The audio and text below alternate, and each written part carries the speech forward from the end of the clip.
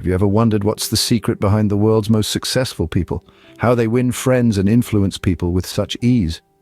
Welcome to a journey through one of the most iconic self-help books ever penned, How to Win Friends and Influence People by Dale Carnegie. This timeless piece of literature has been a guide for many, illuminating the path to personal and professional success.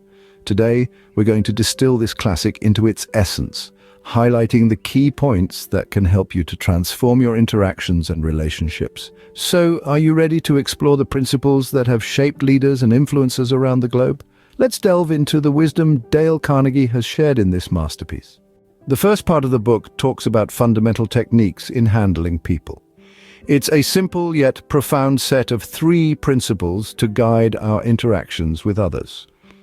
Firstly, we must avoid criticism, condemnation, or complaints. These negative reactions often lead to resentment and hostility rather than fostering understanding or change. Instead, we should strive to understand the perspectives of others and approach disagreements with empathy. Secondly, the book emphasizes the importance of giving honest and sincere appreciation. Genuine praise and recognition can foster goodwill, boost self-esteem, and motivate people to do their best. Lastly, we should aim to arouse an eager want in the other person. That is, to influence others, we must show them how our ideas align with their own desires and interests. This principle encourages mutual benefit and cooperation rather than manipulation. Mastering these techniques can dramatically improve your interpersonal relationships. Moving on to the next chapter, Carnegie shares 6 ways to make people like you. First, he suggests becoming genuinely interested in other people. Engage with their thoughts, their stories, their dreams. Second, he encourages us to smile. A simple, genuine smile can warm hearts and create a positive atmosphere. Third, Carnegie highlights the importance of remembering names. To a person, their name is the sweetest and most important sound in any language. Fourth, he advocates for good listening. Be an active listener, showing genuine interest in what others have to say. Fifth, Carnegie advises us to converse in terms of the other person's interests. If you can discuss what they are passionate about, they'll appreciate your company. Lastly, make the other person feel important and do it sincerely. Show them you value their input and presence. By incorporating these principles, you can become a person that others are naturally drawn to. The third chapter provides insights on how to win people to your way of thinking. In the grand scheme of interpersonal communication, it's essential to recognize and respect the opinions of others. This doesn't imply that you have to agree with them, but it does mean acknowledging their perspectives. A golden rule to remember is to avoid saying "you're wrong." This phrase can instantly put someone on the defensive, making them less open to your viewpoints. Instead, try to understand where they're coming from and find common ground. Another principle worth noting is the power of admitting when you're wrong. It takes a certain level of courage and humility to own up to your mistakes, but it's a surefire way to earn respect and trust. People are more likely to listen to someone who demonstrates authenticity and accountability. Lastly, let's talk about the art of persuasion. It's not about manipulating someone into agreeing with you. Rather, it's about making them feel that the idea is their own.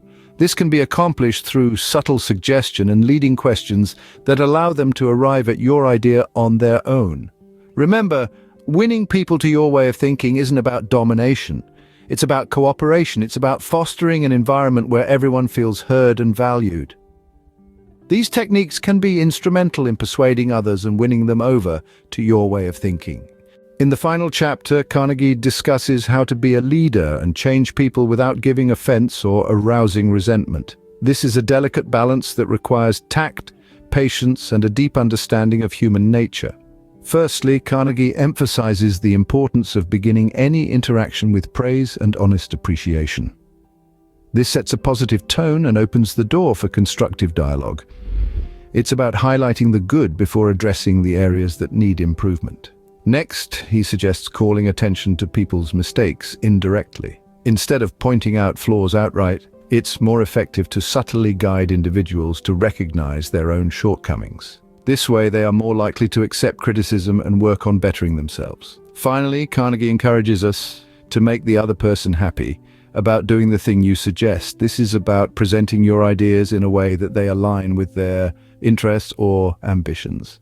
When people see the value in what you're proposing, they are not only more likely to agree, but also to be enthusiastic about it.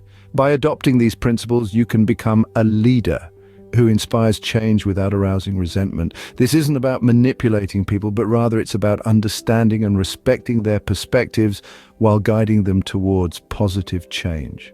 To recap what we've learned from this enlightening book, the fundamental techniques in handling people, the 6 ways to make people like you, winning others to your way of thinking, and changing people without causing offense or arousing resentment. All these principles can transform your ability to win friends and influence people. It's about cultivating genuine understanding and respect for others. Remember, it's not about manipulation, but about genuinely understanding and respecting others. That's the true secret to winning friends and influencing people.